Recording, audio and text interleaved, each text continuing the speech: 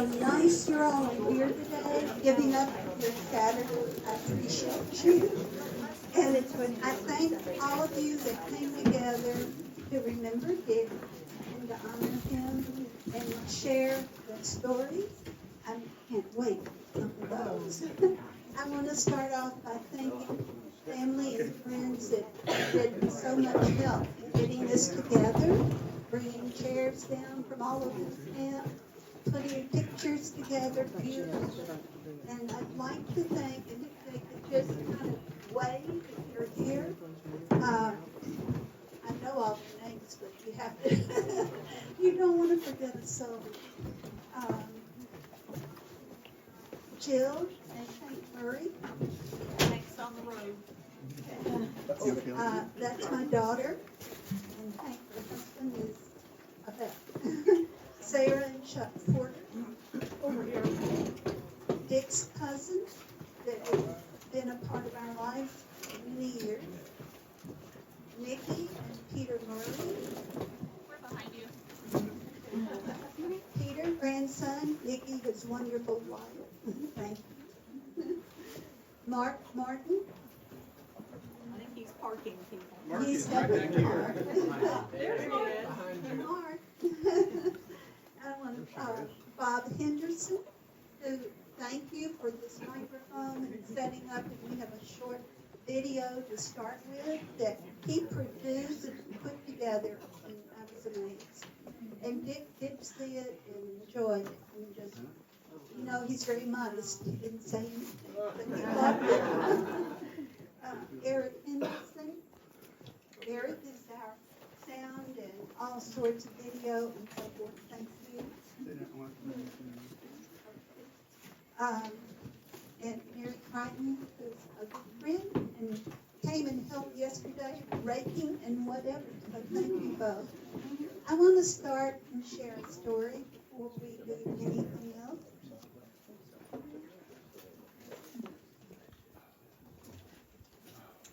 This picture, I had seen it, but I've never read the inscription on the back. So I've got to share this. I'll put it on the table where you can see a better picture of it. It's 1962, and Dick is in a 1934 Old Town wood canvas canoe. And this is where the nose was torn off in the Obed River. And to add to that story, that wood canvas canoe is hanging up in the barn where we were married, and it has his ashes of canoe. So he's still canoe. I'm going to turn the program over to my daughter, Jill, who's going to kind of be the master of ceremonies when I hope you tell your story. And we have a microphone which will make it wonderful. So, Jill? Glad everyone's here. I'm Jill Murray, Sydney's daughter and Dick's stepdaughter.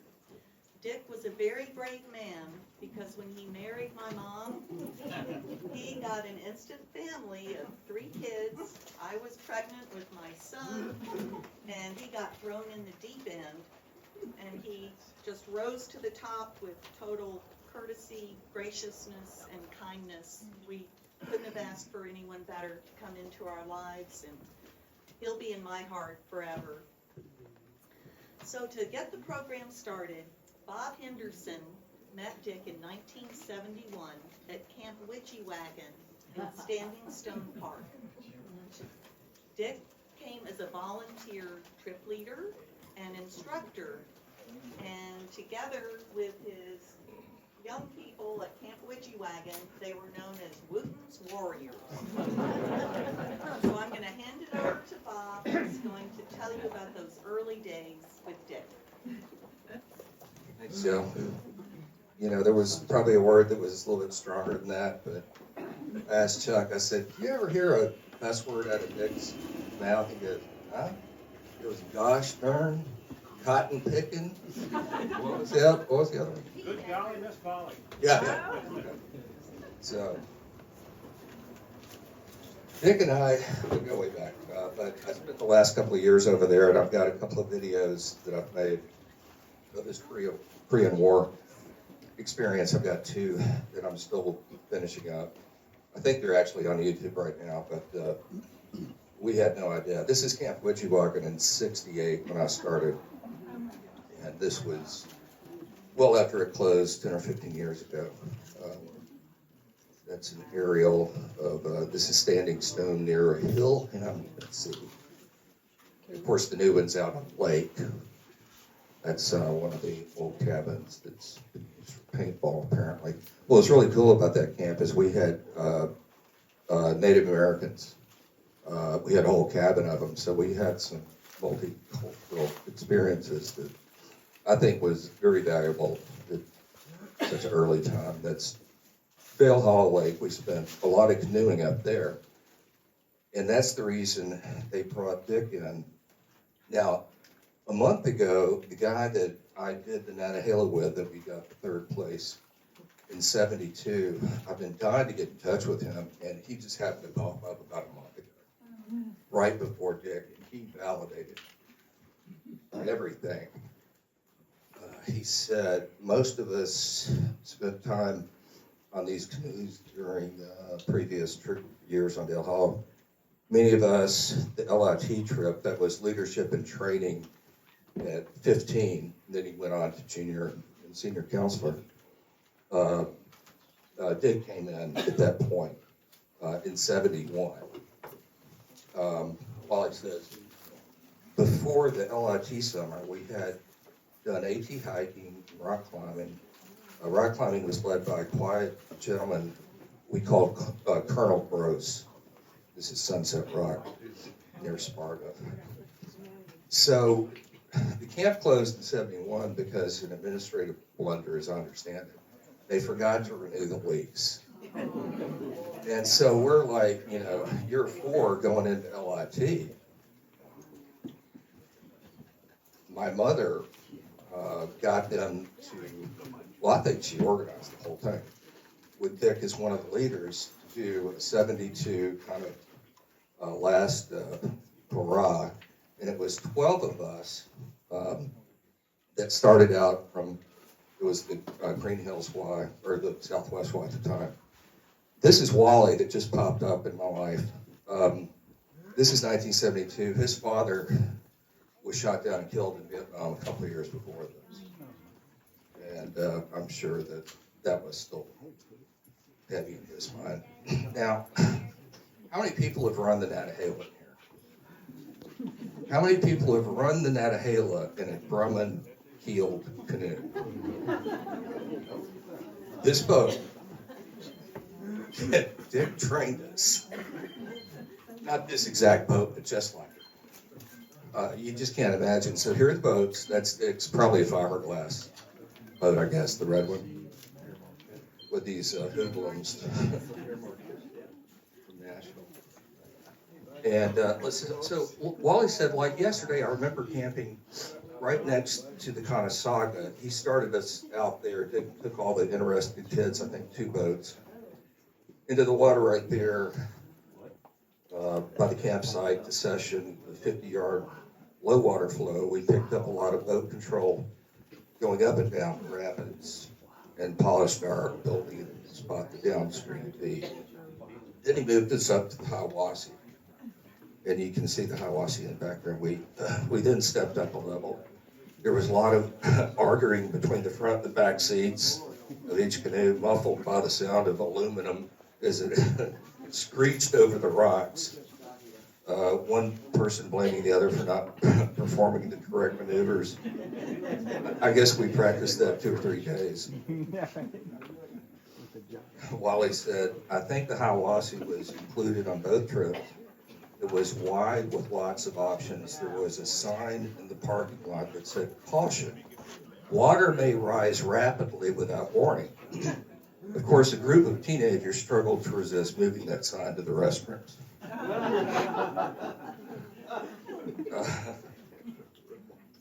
So this is myself and my son on the Natty.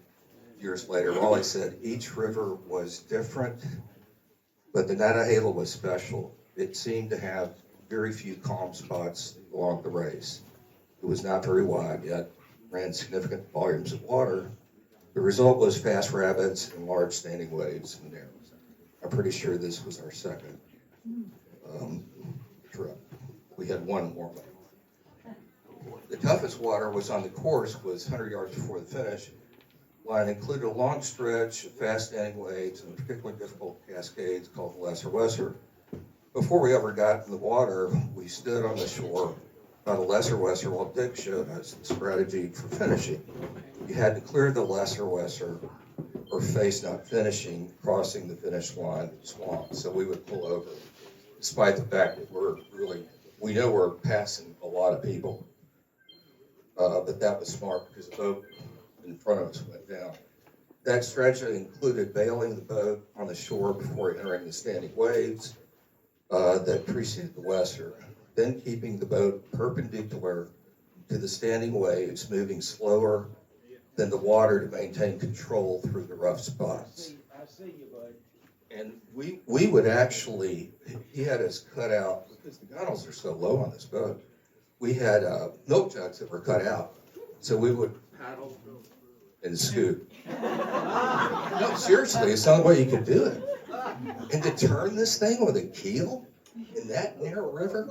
I mean, I told Dick a couple of weeks ago, or last month, whatever it was, I was like, I can't believe.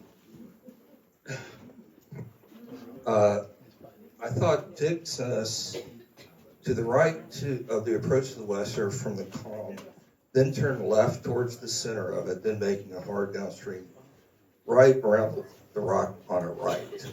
On all of this, I have 18% confidence he was dead on.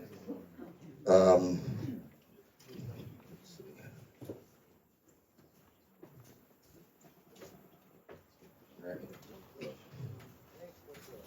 So this was 1972. The GCA had been doing this competition for 4 years. And in May of 72, it became a national competition. So this was the first competition on the Nettahaven. Oh, great. You're unplugged down there. Where's that? Right it? Yeah. Well, There you go. pretty good. This one was not. See that?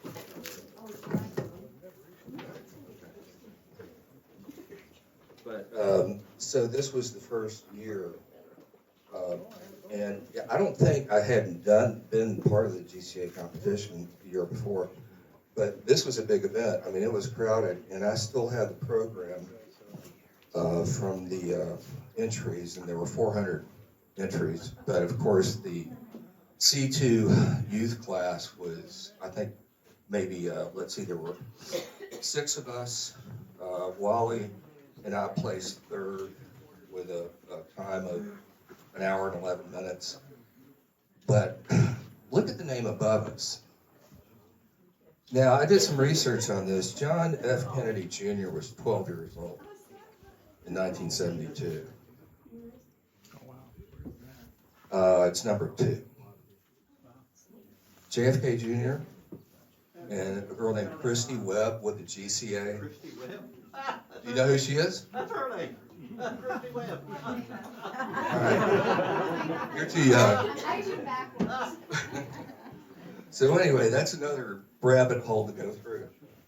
You never Now, know what you do, John F. Kennedy. well, they had just Jacqueline just moved them back from Europe in '71, and this sounds like such a Kennedy thing to do anyway at 12.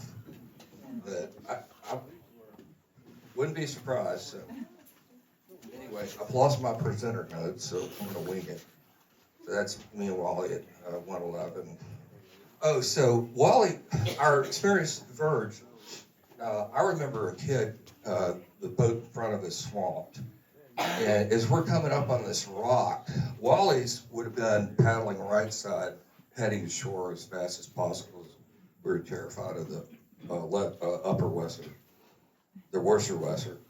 And I would have been paddling on the left, and I distinctly remember this kid jumping on this rock. And then the boat came around behind him. Dick taught us never, ever, ever, grab a rock. Get your feet up, go downstream. And I saw that kid got pinned, and obviously he survived. I checked the news, and there was no report. But his training was just, I mean, it's stupefying to think that any of that could be done. So after Wedge closed, he had an explorer post that we were part of, and then we continued on with him. Standing Stone, or this is called Brick Falls. My mother was given the Service to Youth Award for the last year 72. That's the picture that Sid was showing you on the OVID. And that was 62, I think. 62. Yeah. Now, we had no idea he was even in the movie. I didn't know that until I went over to his house and saw the medals that are over there. He is EOD, which is pretty dangerous stuff. And he got a Purple Heart for probably disarming a bomb that went off. And that's what that is. But, true warriors never talk about it. I love this because these are all NC State graduate lieutenants. Look at all the guys who have the web belts on with their 45s. Dick's Andy Mayberry. He didn't need to show off with a 45. That's Mr. Wooten. That's First Lieutenant Wooten. And be sure and check out Christmas, part of the Chinese left on its tent, Christmas Eve. True story. I told Dick, I said, now I know why you went bald so early. That's a 500 or 1,000 pound bomb. And Dick, we stayed in touch. This is a trip we did with Sid and Dick on the Hiwassee. I don't think we camped out on the, I forget, but we had a great time. The YMCA finally gave him some recognition. This is a letter of appreciation they sent this summer for his work. And I was trying to get a little bit more, so I took, this was my dad's Service to Youth Award for 72. So I kind of hijacked it, redid it. You probably figured that out. So that's it. Thank you.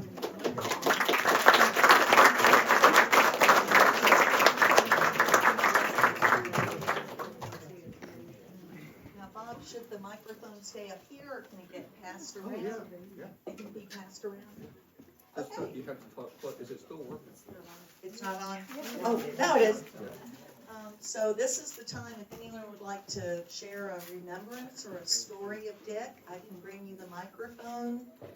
We can just all have good memories of him, but if someone would like to say something, this is a good time. Up, I see someone. I don't need a mic, I can be heard all over. You won't need a mic. Barbara and I and Dick and Sydney were bridge players, and it was a monthly event. Met initially through the Cheekwood Bridge and developed a friendship. What I'd like to share is I had the pleasure 2 years ago of having Dick as a guest on my radio show, WGNS Radio in Murfreesboro. And Dick, and I should have brought the access for the ability to see it or to listen to it. And Dick spent that hour talking about, in a very, very somewhat shy way, Dick's life. And when he is a young teenager, decided to leave home in North Carolina and hike to the Smokies, and his story about bear decided to meet him, and he went under the picnic bench, and then I think the bear left, and then Dick decided to leave quicker. Dick was a naturalist, but Dick was a human being. And something about Dick Wooten will stay with us forever. Not just a bridge player who we had fun with, not just an individual who laughed at my jokes just to be nice, not just an individual who was so kind to everyone, not only being a gentle man, but when you see his war record in Korea and you realize this was a gentle man but doing a non-gentle duty. Dick will always be remembered, and I hope maybe, Sydney, that you could email out the podcast that has Dick listen to his voice and hear Dick tell his tale, because Dick Wooten is a man that we shall never forget.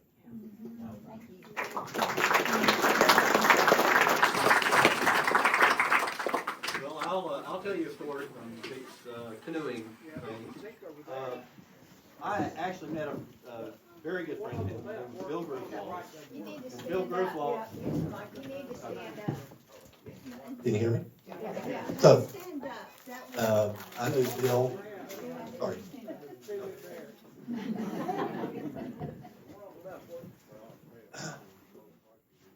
Back in the early 90s, I had just gotten into canoeing, whitewater canoeing, and joined TSRA.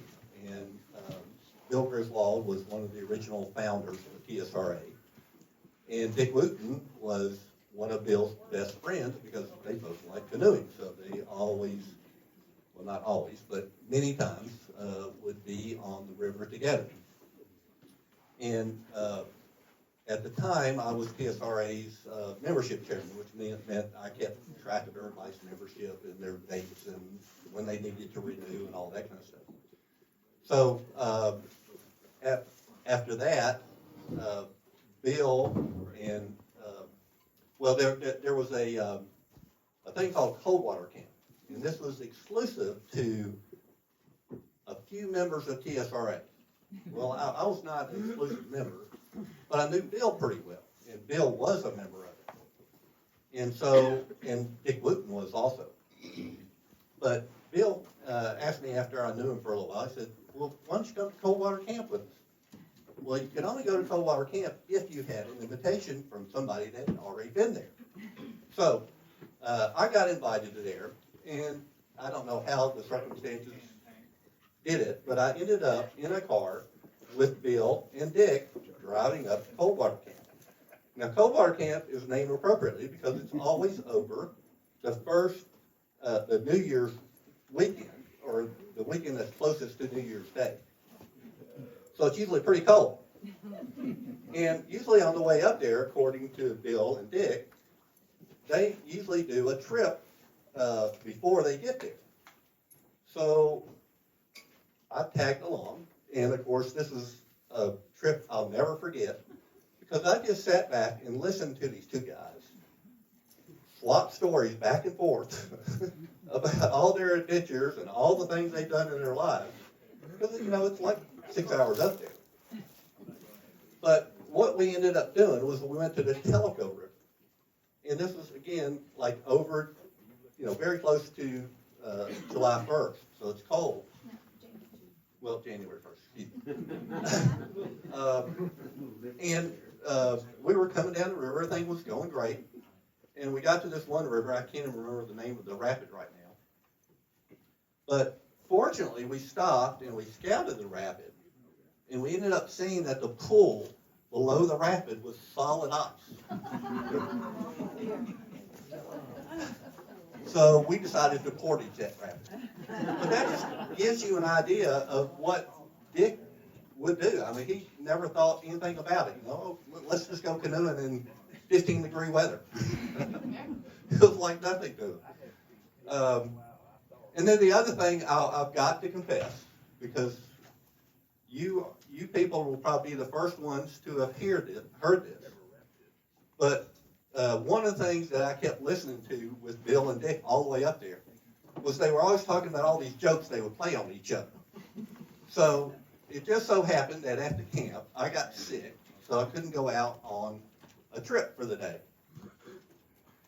And Dick and Bill, you know, just went ahead and went with their normal thing. And for whatever reason, Dick left his canoe there. So I said, well, I got to do something here because I started feeling a little bit better. And I said, what can I do? And I saw Dick's canoe out there. I said, I wonder if I could hang that up in here. I was the only one in the cabin. And I started, oh yeah, I could hang it from up here. And I ended up actually being able to do that. So when everybody came back from their trips that night, Dick came in and he looked at it and I, what? So that's something, that's a little trick I pulled on Dick, and he never do it, unfortunately. maybe when I get up to heaven, I'll be able to tell him that I was the guilty party.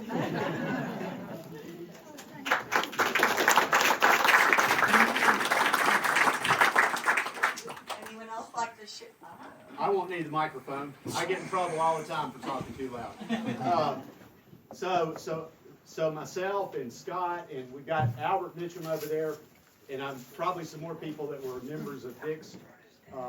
As I was told later, when I ran into a pretty famous boater, he said, "You were in Dick Wooten's Explorer Post at St. George's Church." He goes, "That thing was legendary." And so now I never called him Dick unless I wanted to get the rebuff of, "To you, I'm Richard or Mr. Wooten. Only my friends are allowed to call me Dick." So, and I never outgrew that, even though after I got out of Explorer Post, I still would consult Dick, because Dick knew how to navigate life, not just rivers and trails and those kinds of things. And so he was very valuable to me, very foundational in my upbringing. But is the advisor for our Explorer Post. And, now as an older person, wait a minute, I shouldn't say that. As a getting older person, I started to put a lot of this together. When I was 14, 15 years old, it was just the coolest thing ever to be doing this stuff. But a lot of Dick's morals and values and leadership just seeped in. And, and I find I use a lot of it today in the things that I do. But one thing Dick did not do, and anybody can tell me if I'm wrong, but the term that people use now is micromanage. He never micromanaged. If you went out in the winter on a trip and didn't carry the proper gear, you might be absolutely miserable. And then, but what he would say would be, if you said, "Dick, I'm cold, I'm wet, I'm whatever," he would just. That was just, you were going to finish the trip. I mean, there was nothing else to it. He probably would not let you die, though. He wouldn't let you die, but he gave you the room to really make mistakes and to learn from it. But he was a tremendous leader, and he was really, at that time, one of the pioneers in the sport of whitewater, really across the Southeast. And so, great leader. A lot of times as I look back, I think on these things, but I will say this, on one of the trips that we did, and he would go do stuff that I probably wouldn't even go do today, even though I've got a lot more experience now. Maybe it's because I've got a lot more experience now, I wouldn't want to do it. But I remember that he was always trying to scout out a new river to do. So we go up and hike down the Caney Fork Gorge, starting around Crossville.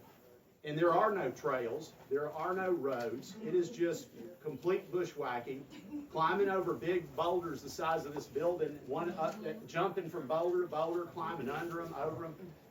And so after about a day of that, Dick said, he always said, "Don't drink water unless you know the source." So I was out of water, and it was about this hot out there. So I was just drinking water because I saw it bubbling up out of the ground. I thought, well, that's the source. I mean, there it is. But right at about that time, while I was taking on a lot of water that probably contained who knows what, one of our Explorer members fell off one of these big rocks and landed on his head right at my feet. I thought it killed him. I mean, he landed head first. He just, boom, right down. So, of course, I'm yelling for Dick, and Dick comes back, and he's, okay, how many fingers am I holding up, all this stuff. So this is about sundown. Dick decides to take the guy out to a hospital. Now, he took him out. I don't know how he got him out of there. I really don't, because even if you get out, you're still in the middle of nowhere. You're still on, if you could, but he got the guy out. Dick told us, build a fire, keep it burning all night, I'll get back. And so it, at that point, I'm like, I'm with a bunch of people like this guy right here, and Dick has just left. So it really dawned on me then how serious and wonderful all those experiences were. Are you gonna tell them about the bear? You can do that, or I can do it. Well, so one of our trips In the smoke, we're in the Smokies, Scott and I fixed a big dinner, and Dick was tired, and he didn't worry about setting up a tent. He just laid sideways across the seat of his truck. The blue goose. And his bare feet were hanging out. So. And his bare dome was on the other. Yeah. So Scott and I about I don't know, midnight or 1 in the morning, we hear all this clanging and crunching and grinding on top of the picnic table, which was like right there. And we opened up the tent, and we looked out, and there was a big old bear up there chewing up everything. And We then, hadn't cleaned up our dinner. yeah, we were not being good.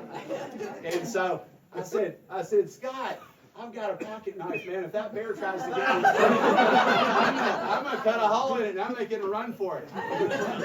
So we didn't worry about Dick, but the next morning when we woke up and saw those feet hanging out, I guess he was saved by those feet. The bear would not get anywhere near those feet. But we had such a great time. I don't think he had a format, or he never enunciated it, a format of saying, you know, I'm going to teach these guys self-reliance by doing X. It's just, but one of the things we did is we would build our own kayaks. I remember the first job I had was to get $80 together to go build a kayak. And I remember one of our Explorer Post members, his family had just built a beautiful new house, and we moved our kayak making stuff into there, which is the most horrible smell, and it just permeates everything.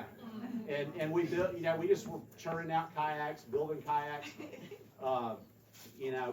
But you know, Dick was a fabulous leader, taught us a lot. About 6 weeks ago, I was doing some event I shouldn't be doing, and part of it had a navigation, or it was really a bushwhacking thing through a creek for about a mile.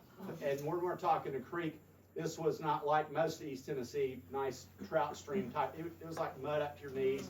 There was no trail. And I really think Dick's spirit was with me, because when I went up and did it, I was like, you know what? I have done this before. I have done this very thing before. And so it was one of those things that was painful and miserable, but to do any of this stuff, which I tell people today, they'll go out, they'll go kayaking, skiing, biking. They go, how can you do this? This is so uncomfortable. I'm like, if you want to be comfortable, sit at home in front of the TV. There is a trade-off between comfort and being able to do these things. But many fond memories of Dick. The things he taught me will stick with me forever. I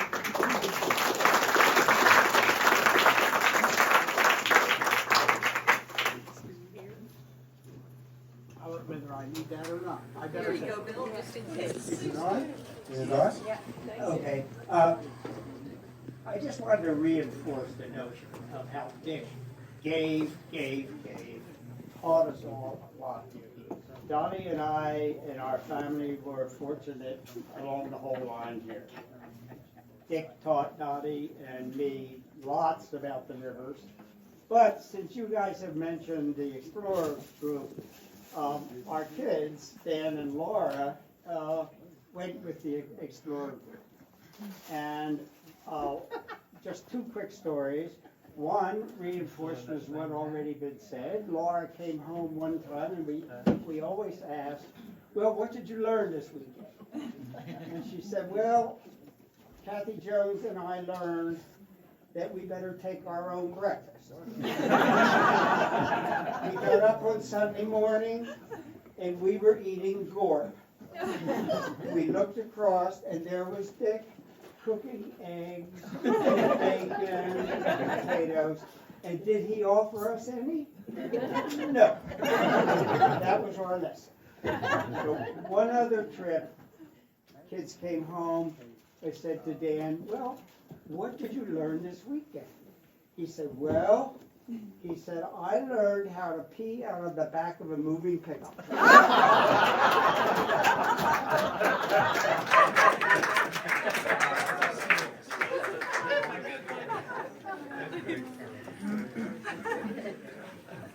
I don't think I'll need that. Okay. I met Dick at Tootsie's Orchid Lounge. Great country music fan, that guy. And that's where he explained to me how you can go camping and you can keep away from bears. It's called the bacon barrier. You get 2 pounds of bacon and you put it around your tent. Then when the bears come, they go to the bacon, and you just run out the other side of the tent. Every time. Never heard that one.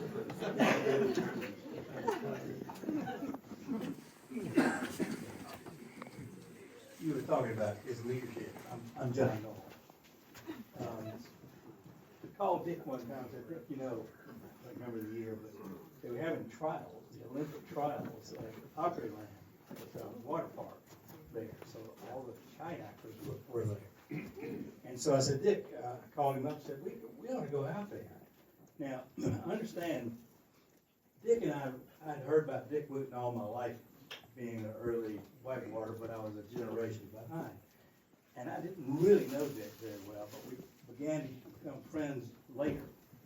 And so this was a later time where I made the call to Dick and said, let's go out and watch the Olympic trials. And so he said, no, I don't think so. I said, oh, come on, Dick, let's go. And he said, all right. I said, I'll come by and pick you up. So I did. Out we go. I got there, ladies and gentlemen, and I have never had anybody that I've traveled with. I've been with some movie stars. I've been with all kinds of people. People were getting down saying, that's Dick Wooten. All these people from all over the United States. They couldn't believe it. It was astounding. I mean, I really felt like I was just going along with it. I felt like I was really somebody.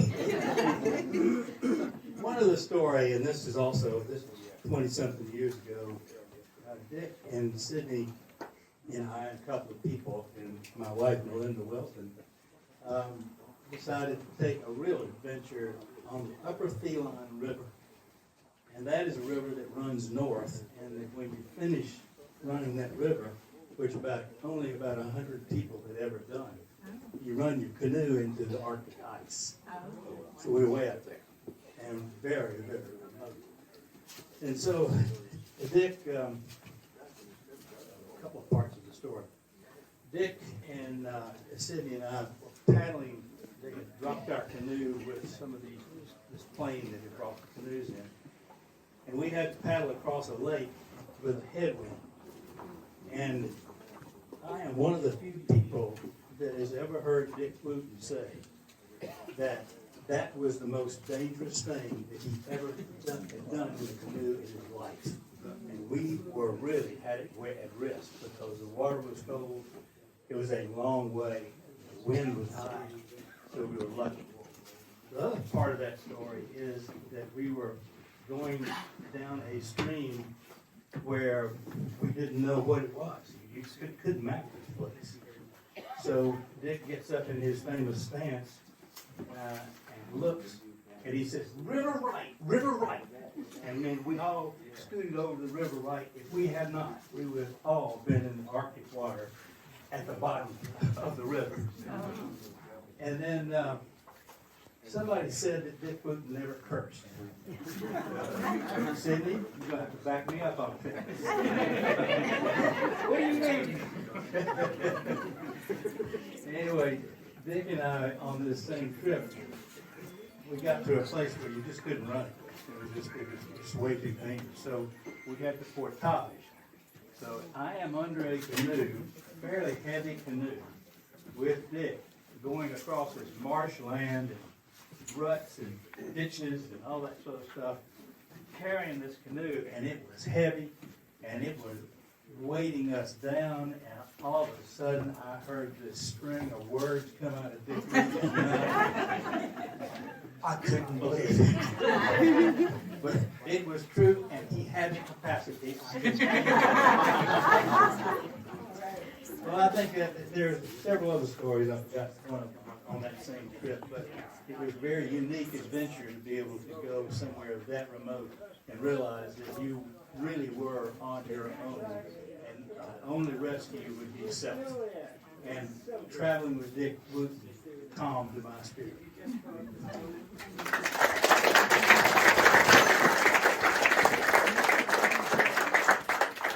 don't know if I need the microphone or not. Can y'all hear me? Did anybody ever ask Dick Wooten directions to any place, like where the podium was? If you did, the answer you always got was you can't get there from here. You have to go somewhere else and start. That was it. That was all you were ever going to get. And this was, before we had GPS and this and that. And I don't remember how we ever found things. And I went on a lot of weekend trips with Dick, but there was one trip that was a month long. And we went to... we were going to go hike over a trail that the gold miners climbed up a pass in Alaska. I can't remember the name of it now. We never got there. We drove for 2 weeks, and the Alcan Highway was gravel all the way back then. I just remember having just like grit in my teeth and my clothes and everything. And we got there, and then the carrier bearing on the blue truck that was mentioned earlier failed. And we were stuck in this little town called Haines, Alaska. And the idea had been to get a boat or a plane to 30 miles away to, I believe, Skagway to take this trail. And the salmon were getting ready to run, so there were no boats available. And the weather was cold and rainy, so there were no airplanes. And we hung out in Haines, Alaska for 4 days, which was pretty exciting. Did climb a mountain and get above the clouds, which was really amazing, and above the tree line. But on the way back, I mean, we're 4 guys in a truck, we get to ventilate, practical jokes and this and that. And one of the jokes was, it was a pickup truck, a single seat pickup truck, and there was this camper shell thing on the back, so 1 or 2 people would take turns riding in the back and a couple of people ride in the front. And so that would create the opportunity to mock drive away when somebody was about to get in the back of the truck. We've been doing this for like 3 or 4 weeks at this point. It was kind of like you take it sort of casually. And I was reaching for the tailgate. We were out in Washington State. I don't know if you've ever been out. There's nothing out there. It's just glacial moraines and grass. And we were at some little gas station on the state highway. There was a Native American group having a powwow across the road. So there was drumming and chanting. It was kind of loud. Anyway, I'm reaching for the tailgate, and the truck moves, and I'm like, yeah, right, whatever. I reach for it again, and the truck starts to speed up. And then it gets to the edge of the highway, and I'm starting to try, and I'm yelling, and I'm like, do they not know I'm not in the truck? Is this a joke, or is this real? And I'm yelling and shouting, but across the way, there's about 200 people yelling and shouting. And I just watched that truck get smaller, and then it's gone. And I'm standing there going, wow, we just filled the tank. They're not going to stop 400 miles. And I'm just standing there in the road, and I stood there for 10, 15, 20, maybe 30 minutes. And finally I saw a car coming over the horizon, and as it got closer and closer, went from being a dot to a thing, I realized, that's a police car. I've never been happy to see a police car. I jumped out in the road and did this, and I would not let the guy go around me. He's trying. And he pulls over, and I explained to him that my friends just left me here. And I was wondering if he could help me get to, catch up. And he said, yeah, get in. And keep in mind, I'm like 16 years old, I weigh about 100 pounds, and I was 5'2". And so he said, yeah, get in. So I started to get in the passenger side door, and he goes, in the back. Then I had to ride in the back of a police car. It's like this hard plastic seat, you know, and no door handles, and there's a window between me and the officer.